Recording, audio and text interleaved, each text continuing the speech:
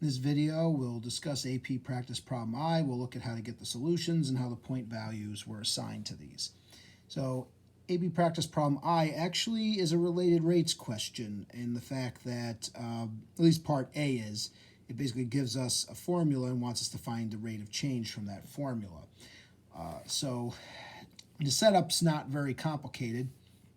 They tell us that time is going from 0 to 6 seconds. And while that's happening, there's a computer screensaver, and it shows two circles. They basically start as dots, and they expand outwards. So they start sort of infinitely small as radius 0, and then start to grow into larger circles as time goes on. Part A basically starts giving us some information about this. So we're looking at one of the circles. They say at the instant that the first circle has a radius of 9 centimeters, the radius is increasing at a rate of 3/2 or 1.5 centimeters per second. Find the rate at which the area of the circle is changing at that instant and indicate units of measure. So basically they tell us the circle's growing, it's going to hit 9 centimeters, and at 9 centimeters they tell us how much the radius is growing. Since we know the size of the radius and how much the radius is growing, if we can just relate that to the area, that's what related rates are about, if we could somehow make the radius related to the area, because we know the change of the radius, we could also infer the change of the area, basically show what's going on. So when we do a related rates problem, first thing is identify these terms. I do know some variables. I know that for the instant, R is changing, but for the instant we're talking about, it will be 9. Now, since R is changing, it has a rate of change. At that instant, it will be changing at a rate of 3/2. So it's 9, and at this moment it wants to grow this fast. What we're looking for is the change of area with time. We want dA dt. So how quickly is the area changing under these criteria? So in order to get this, we need to relate rates. We need something that relates the radius of a circle to its area. Well, that should be really easy for a calculus student because this goes way back. What relates area to the radius of a circle? Well, the area formula itself. The area of a circle is pi r squared. Once we know this, this is pre-calculus knowledge. We now want to know how this changes. How does the area change with respect to the radius? That we want to get these involved. So basically, we want to take a derivative. We want to find out how this equation is changing, but with respect to time. As time goes on, how do these other two variables change? So in order to do that, that's what the derivative does. We're going to take the derivative with respect to t on both sides and see, as time changes, how do these things change? So we go to take derivatives. Well, the derivative of a, it's 1a, so it comes out as 1. But you have to remember that chain rule part, that if these variables don't match, we essentially have to take the derivative of the inner function. And since we don't know what that inner function is, we just call it dA dt. So the derivative of a is literally 1, but due to the difference in variables, we have to put this dA dt. Then we're going to take the derivative of pi r squared. Pi is a number, so we can just treat it as such. It's just going to come along for the ride. But this is a variable, so we need the derivative of r squared. R squared's derivative is 2r. But once again, the r doesn't match the t, so after you do the 2 pi r, you have to spit out that chain rule part, which says, well, what's the derivative of the inner function? Well, as best as we know it, it's dr dt. So this comes out as 1, this comes out as 2 pi r, but remember to put these chain rule pieces on there. In fact, it's good they're on there because they incorporate what we need. Notice that this formula, this is the related rate. It basically says the change of the area with time. What is it? It's 2 times pi times the radius times the change of the radius with time. So basically it relates change of the radius into change of the area. So that's good because we have enough information to fill that in. We don't know this, but we can fill in the other unknowns. We know that when r is 9, dr dt is 3/2, and we just throw them in, and it gives us an expression, or it gives us an actual value for dA dt. So throw those in, calculate it down, and it simplifies to 27 pi is the value. So let's talk in point values, making the related rates derivative here. That's the related rate with the derivatives done, so that's a point. And then actually getting the values, another point. Now the last thing they ask is what are the units. So you have to realize, well, this is change of area with time.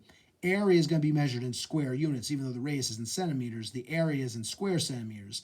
So we're basically changing area, we're changing square centimeters per unit of time, per second.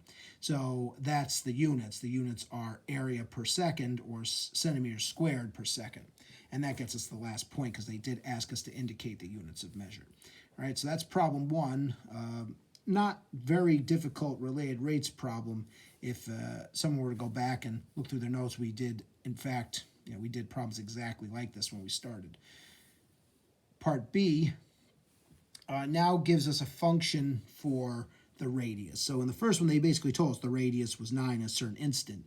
But now they give us the function that will give us the radius at any time. So the radius of the first circle is modeled by this equation. So if I want to know what the radius is at 3 seconds, I can just throw 3 into here and it will pump out the size of the radius. This equation's valid for this time period of 0, 6.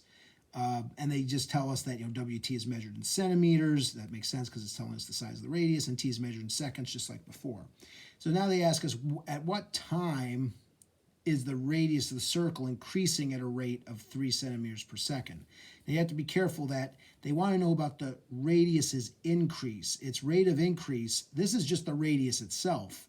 If you want to know how much the radius change is found by the derivative. So you don't want to work with W of t, the radius function. You want to work with the rate of change of the radius function, which is W of t. So the way I'm going to answer this is find W prime of t, find the derivative, and then set that equal to 3, because the derivative is going to be the rate of increase, and I want to have the rate of increase come out as 3 centimeters per second.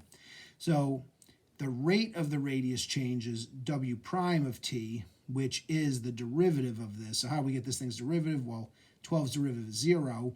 This part, that negative 12 is going to stay tacked on to this. We have to do this thing's derivative, e to some power.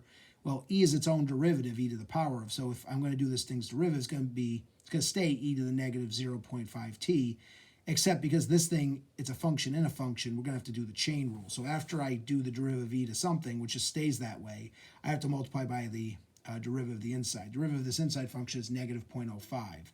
So that negative 0.05 times this negative 12 is basically going to make it positive and cut the 12 in half and make it 6. So that's how I'm getting this derivative. So the derivative of W prime of t is 6e to the negative 0.05t. Once you have this, well, you get a point for that. That's great. Make sure you use that chain rule and you should be good. So now I get another point for realizing, well, since this is my rate of change, I want to know the time the rate of change will come out as 3. So I'm going to plug 3 in for that. What's W prime of t? Well, that's representing that rate of change at any given time. There it is. It's supposed to come out as 3, and that's it based on time. So solving this equation, let's divide that 6 over, and then the way we get rid of e is we can natural log both sides. If we natural log e, it'll cancel. It'll leave this negative 0.05t. Natural log of 1/2. The last part is to actually find t by dividing the negative 0.05 away. This is a sufficient answer because, once again, you don't have to simplify the numbers any further. However, if you really want to simplify this, there's a couple different things you could do. This is, you're dividing by negative 1/2. If you divide by negative 1/2, it's the same as multiplying by its reciprocal. So this bottom converts to negative 2. And actually with logs, there's that rule about negatives, or rule about powers, I should say. When you take a negative, this is a negative 1 factor. You could throw it as a power of negative 1. If you put negative 1 on 1/2, it reciprocates it. So that negative comes in, turns into a negative 1 power, which reciprocates and comes out as 2. So that negative going in there makes it 2 natural log of 2. That's the answer I believe they put. I just showed another version. If you take the 2 and put it in, 2 to the 2 is 4, and you can just write it as natural log of 4. All right, so any one of these counts as an answer, so long as it's the right value. Doesn't really matter what form you put it in, and that gets you a point to have something of this nature. Finally, the last part, a model for the radius of the second circle. So finally, someone mentions the second circle. It's given by a function f, so f of t on the interval from 0 to 6. It's measured, once again, like the other one, it's measured in centimeters, and time is in seconds. The rate of change of the radius of the second circle is given by this. So they're not giving us the radius like they did here. Here they just gave us the radius. Now they're giving us the rate of change of the radius. So what's the rate of change of the radius? Well, it's t squared minus 4t plus 4. So based on this model, they want to know how many centimeters does the radius of the second circle increase from time 0 to time 3. The easiest way to do this is to integrate. If you integrate a derivative, it gives you the amount of change of its antiderivative of the original function. So integrating this will basically accumulate how much radius, how much the radius actually changed.